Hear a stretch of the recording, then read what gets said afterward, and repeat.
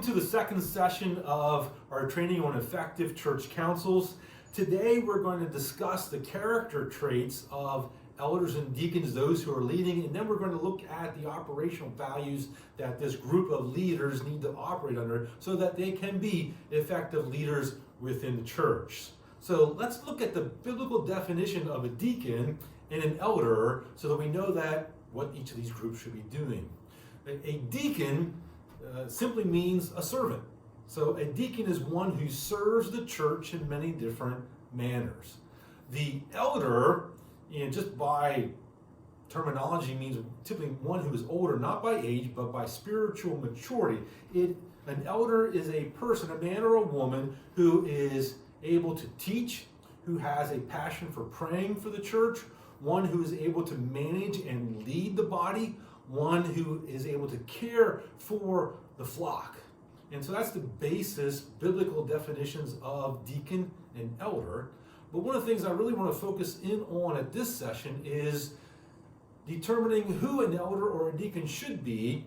And often within the church, we look at whether a person is able to, just work well in their job setting, or whether they're able to accomplish things, or whether they're able just to get people to gather around them.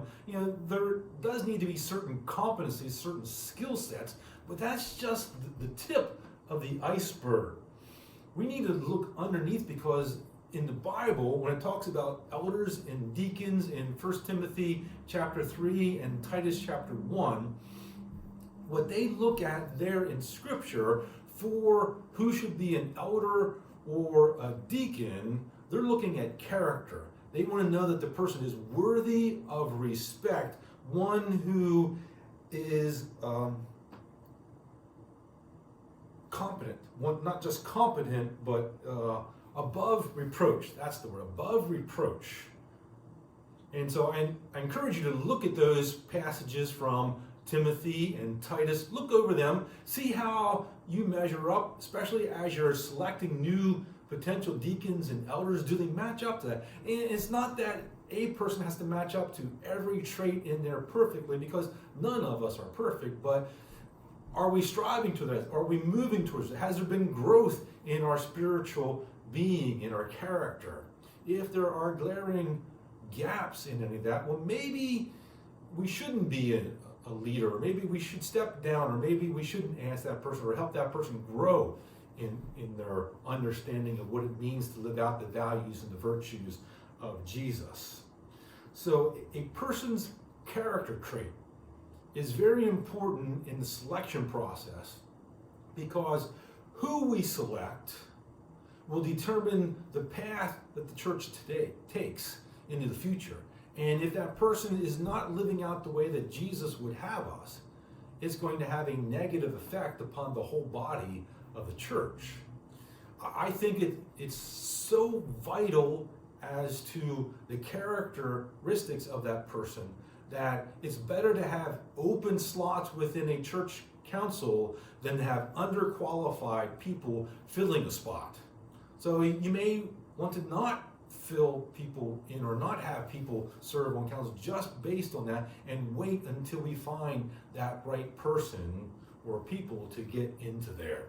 So we've looked at the character traits, or studied that, so we know who should be on there. But then as we come together as a team, how do we operate so that we truly live out the values and the virtues of Jesus, so that we live like disciples of Jesus? There are 6 operational values that we'll talk about briefly today. And the first one is prayer. We must seek God. We must seek God to be faithful stewards of His resource.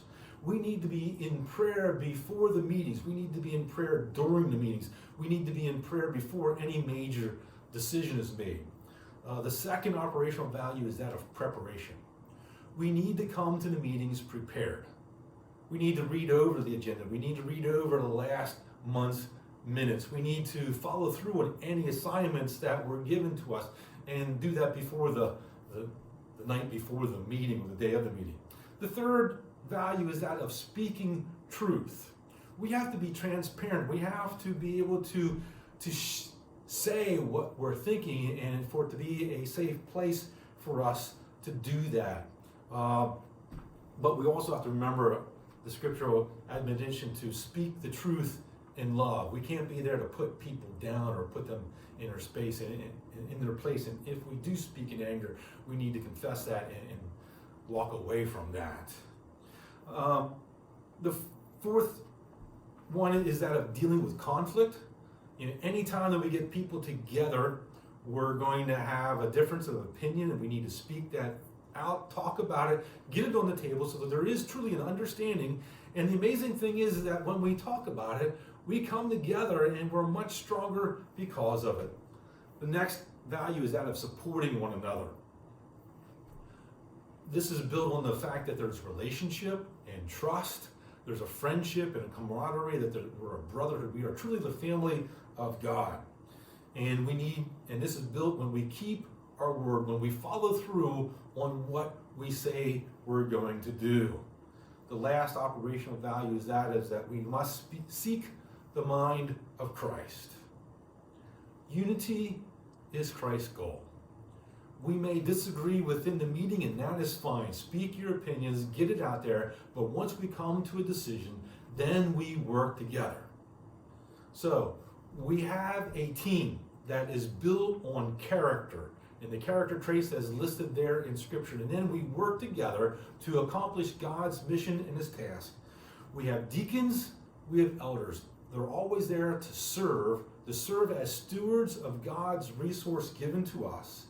We seek the mind of Christ, and we try to live out with wise counsel to live out. And then we follow through as a team to accomplish God's mission and His vision.